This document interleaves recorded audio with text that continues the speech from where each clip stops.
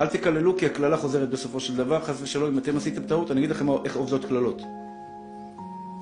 כללה אומרת ככה, מישהו עשה טעות, מקללים אותו, חס ושלום. אסור לקלל יהודי בעולם. אבל נגיד, ויוצאת כללה. הכללה הזו שמועה בארכיון.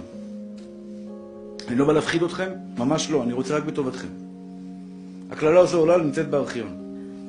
אם יום אחד, אותו בן אדם שקילל, עשה את אותה טעות, מוציאים אותה הכללה מהארכיון, ואומרים, אתה קיללת, בבקשה תקבל בחזרה. לא שווה.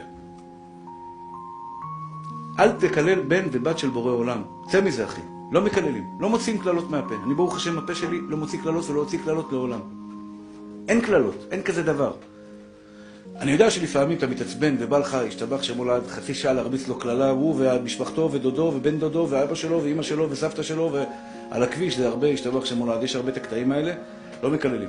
נקודה ראשונה. נקודה שנייה, אף פעם לא אומרים המצב הכלכלי קשה. אף פעם.